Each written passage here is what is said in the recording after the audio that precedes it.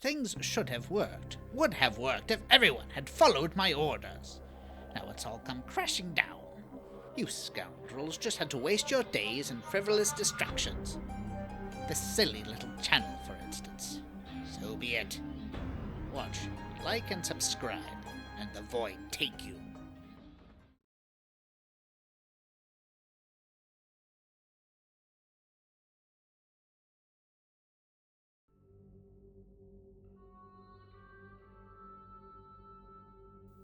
The Empire of the Isles in the world of Dishonored occupies only a small corner of the globe, in contrast to the vast unknown continent of Pandysia. Yet, each of the 4 islands has its own unique people and culture, food and customs. Here is a brief overview of some of the main features of each. The northernmost isle, Tivia, has its capital Dabakva on the southern coast, while much of the cold island is covered in tundra, glaciers, and mountains, and experiences darkness for half the year. It was once ruled by princes, such as the legendary folk hero Prince Kalasar, who prophesied on his deathbed that Tivia and the Isles would be one. This led to Tivia supporting the War of 4 Crowns that created the empire. The princes were later overthrown in an uprising led by Karl Topek, the first Tivian hero of the state, and the government replaced by a presidium of 16 supposed representatives who answer to 3 high judges. This government pretends to be a democracy, but is in fact a one-party totalitarian police state. Order is enforced by operators, black-masked secret police who cause troublemakers to disappear in the night.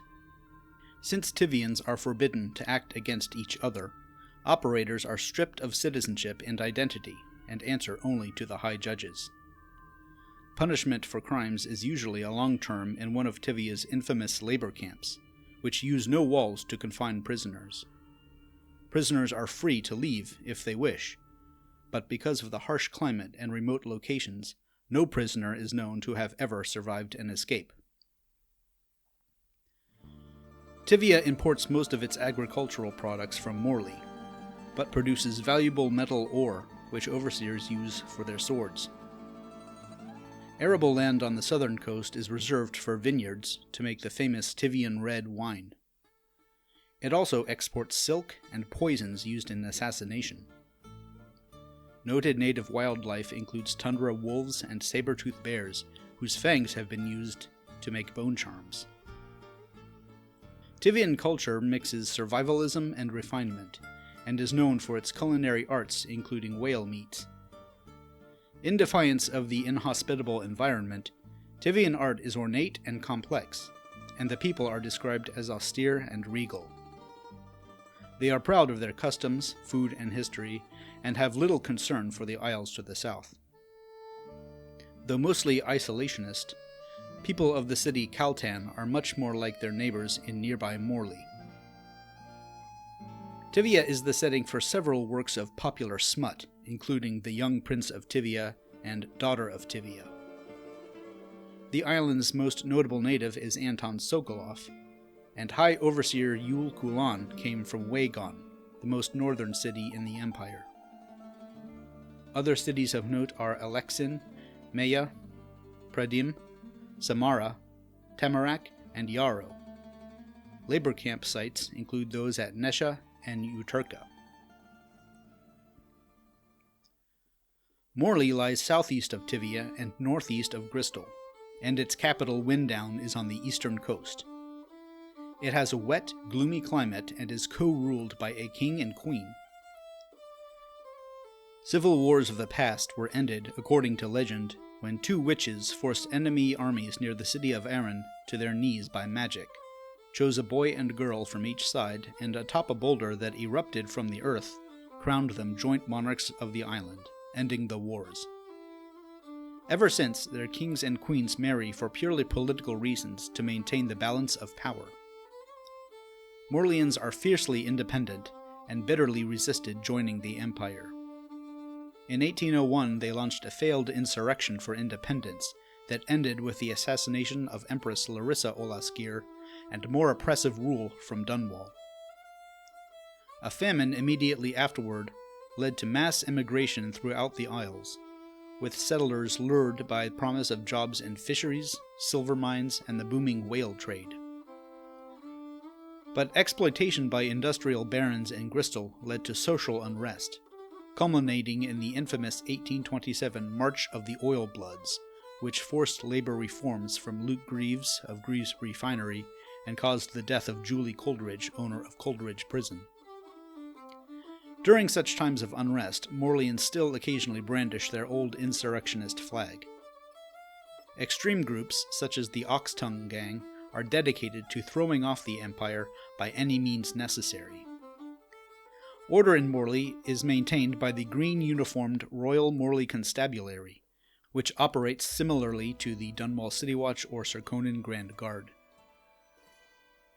Despite the climate, Morley's people are hardy and strong, spirited and creative, with a history of poets, musicians, and philosophers, with intellectuals found even among the poorest folk. The prestigious University of Windown is a point of pride as one of the foremost centers of learning in the Empire.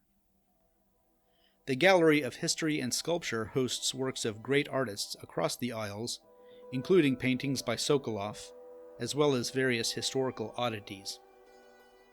This emphasis on learning and culture derives from a legend about witches who granted the university grounds to the people only so long as they were able to create and learn. Physically, Morleyans are tall, bulky, and blond, and favor hearty stews and roasted meats, including the infamous jellied ox tongue. Morley supplies a large amount of food to Tivia, and also exports to Bristol and Serkonos. Despite this, it suffers from frequent famine. Its national holiday is the Festival of Churners, which includes high banners, bare feet, and red robes. Morleyan immigrants are often found in criminal gangs such as the Howlers, and notorious gang leaders such as Black Sally, Mortimer Hatt, and Lizzie Stride all hail from Morley. A large Morleyan community exists in Karnaca drawn by mining jobs, including Aramis Stilton, and many Morleyan immigrants make up the Serkonan Grand Guard. Each isle has its own version of the Overseer mask, and according to Emily Caldwin, Morley's is said to resemble dental phantom heads. Other major cities are Alba, Kilkenny, known for its fine cheese, and Freyport. Bristol is the largest isle, the centrally located seat of empire, and its southerly capital Dunwall at the mouth of the Wrenhaven River. It has a temperate climate, rolling hills, foggy meadows, and vast farmland that supports half of the empire's population, and a powerful navy. The King of Bristol, Finlay Morgengard VI, originally based at Morgengard Castle near Poolwick, launched the War of Four Crowns that united or conquered all four islands into the empire in 1626. The discovery of whale oil in the 1800s made Bristol the empire's industrial heart. Though most of the island remained rural, Dunwall became the capital of technological development until the whale oil shortages of the 1850s. Major production companies such as Greaves Lightning Oil are based there. Outside Dunwall, sheep, blood oxen, and gazelle are raised for hide and meat, and mines owned by wealthy families like Pendleton and Boyle extract silver and the crystals used to make rat lights. Shipping is also a major industry. Bayleton is known for its hemlock as well as its timber and hard-drinking population. Potterstead hosts the Pennant Festival, a series of land and sea races offering prizes to local youth, and Redmore boasts rich marble quarries. Other cities of Bristol include Driscoll and Old Lamprow. Hardy like their Morleyan neighbors, but perhaps less dour, Bristolians are described, probably by themselves, as merry and hard-working. They are fond of sheep pies, fish dishes, and beer. The Navy enjoys prestige among the population, and many families continue the tradition of enlisting a boy from each generation. Young boys coming of age often travel to Bristol from other isles to learn the art of naval combat. Bristol is known for its apples, and Old Paddy's Bristol cider is a particularly prominent brand. Gristol is known for its extremely hierarchical society and class divides. The working class holds no representation in Parliament, and the rat plague exacerbated this divide. The lower classes are notably pragmatic but superstitious, while the upper classes, including hereditary nobility, remain aloof and mired in a culture of excess.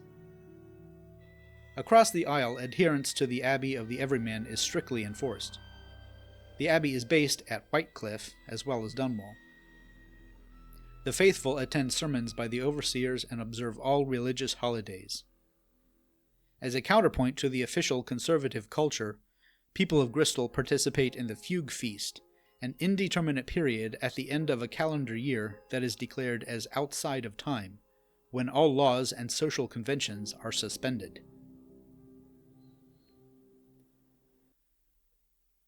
Serkonos is the southernmost isle, and has Karnaca as its capital on the southern coast. The warm, tropical climate and vast beaches give it its nickname, the Jewel of the South. It's ruled by a Grand Duke, but historically has been less united than the other isles. The independently developed cities have often dealt with invasions from Gristol, pirate raids, or each other. During the War of Four Crowns, a group of nobles, merchants, and Grand Guard forces, led by the Aventa family, usurped power from the King of Karnaca and joined Finlay Morgengard in order to rule the whole island as a duchy under the Emperor. Despite this unity, pirates based in the archipelago off the eastern coast still plague shipping and whaling routes.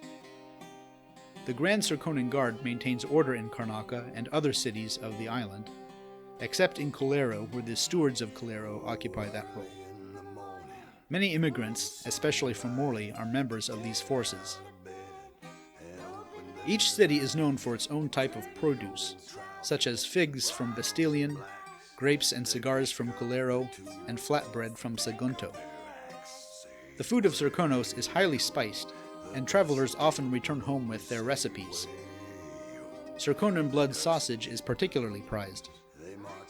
Santiago Fisheries sells fermented red shark and blue-jawed hagfish eggs throughout the empire.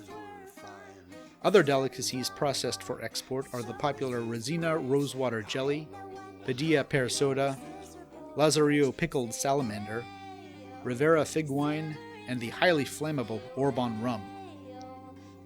Another valuable export is umberwood, used in statues and sculptures. Karnaca supports its technological industry through wind power generated by the strong gusts coming down from Shinderi Peak, and is the endpoint of the Grand Serkonan Canal, which cuts through the island to promote shipping as well as collect tolls. Serkonos is noted for its sensual traditional dances, passed down to Serkonan children early in life and copied by the fashionable aristocracy in Dunwall. The island is a frequent vacation destination, and it's said that a month spent resting beneath the sun of the beaches of Serkonos, or within one of the rural villages, can cure most maladies. Though Karnaca is a favored destination of the elites, Colero sees the most travelers from among the isles. Two Serkonan festivals are the Parade of Fishmongers and the Gleaners' Feast. Corvo Etano and Dowd are both native to Serkonos, and Corvo holds the distinction of being the only Lord Protector not born in Gristol. There is a great deal of trade between Serkonos and the other isles, with advertisements for employment in Karnaca posted all over, and the island is sometimes stereotyped as nothing but merchants and whores.